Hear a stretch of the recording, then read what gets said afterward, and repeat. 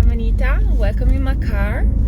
I'm going to Mass. I have less than 10 minutes to go, and so I would love to talk to all the single ladies out there that are trying to live out their faith and that are trying to live to follow Jesus and are looking for a man who is genuinely in love with God and who is willing to really follow God and make a family and live out the marriage in a Christian way, Catholic way. So I have friends, a lot of friends, so beautiful, so really in love with Jesus, and I know it is hard and living out the faith and trying to follow God in this way. And so I want to thank them, all my friends and all the people that are doing the same, because they are doing something very good for themselves, but also for the whole entire world. Because no matter what your life looks like and no matter what your vocation is, and you are each one of us is called to love God first and to follow Him. And every time one of us is doing it, is giving yes to the Lord, the consequences are good now for the entire world in a spiritual way, often that we don't see maybe exactly, but the consequences are real, are good. And so I thank them for all their sacrifice, because they are not going with the first guy or some guy that will give them love, affection, and will give them some kind of love. But I know that is not the true identity of love. If that love is not in a sacrificial way, it is not that love which the love that God Christ Himself showed us. That is to say, I love you and I want the good for you. I want your best. I want everything good for you, and so I give my life for you. And this kind of love is not the standard way of thinking about love. Love in a common sense, love nowadays is physical and emotional and based on what the other person can give to you. And if I give you something, it's because I want something from you. And so it is not that dimension that Christ showed us and asked us to love other people. And I know that it is hard, and I know that you feel lonely.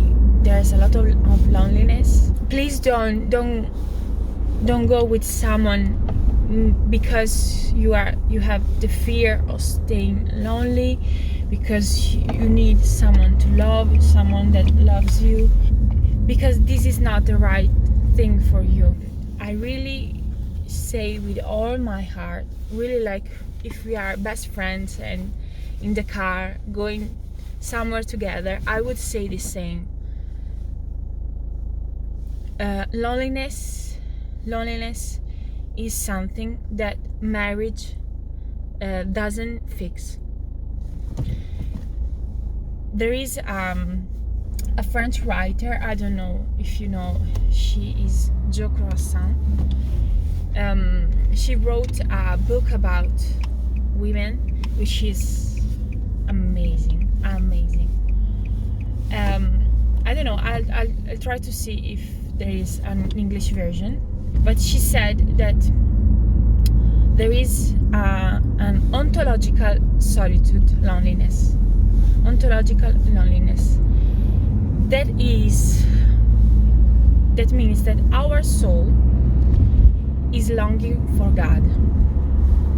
And until we are here on earth, we will always feel that loneliness, because our soul was made by God and was made to stay with God. And now we know that on earth we don't see God in a very directly way, and so our soul is longing for God, and so we feel this loneliness, and so we try to fix this with a lot of things. But if we are really honest, we see that those things never fix this loneliness, and only God can, in some degree, feel and solve that loneliness on earth. But when we will be on heaven, there we will be in the that solitude, that loneliness will go away, because there we will be with Him, looking at Him, loving Him, praising Him, and we will feel so complete, so good, so happy, so loved.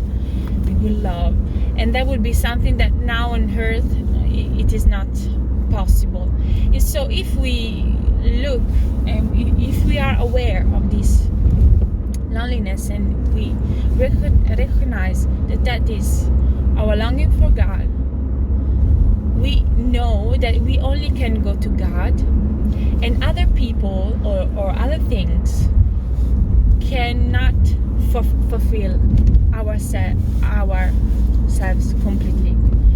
We have to go to God, ask Him for love, ask Him for mercy, for healing, for everything, and then go to the Word and love others, love life, love things, people to do, people, and everything. We can love everything, but with our heart always looking to God. And if your call is to get married, for sure your husband is born, okay? And so you just have to meet him, and he has to be ready, and you have to be ready. Pray for you, pray for your husband, for your vocation. Be open to God words, and really dive deep in prayer, in knowing God, in dive deep in also your interests, dive deep in learning things, in loving others, helping others, and you can, because when you get married, then you have to be already strong in your spiritual life, in a lot of other things. Okay, you don't have to be perfect. I'm not saying that everything, when I got married, I was prepared in all the stuff. No, I don't mean that. But I mean that in the spiritual way, you have to have your own. You have to walk on your own legs, and you cannot rely on your husband or anyone else. So now I'm arrived at church. I need to go. It's time to go, and you have to know that I pray for you. My heart is for you, and I thank you for all the things you are doing that maybe no one sees, but God sees, and He's loving you so much. Bye. Why is the sun a host in the sky?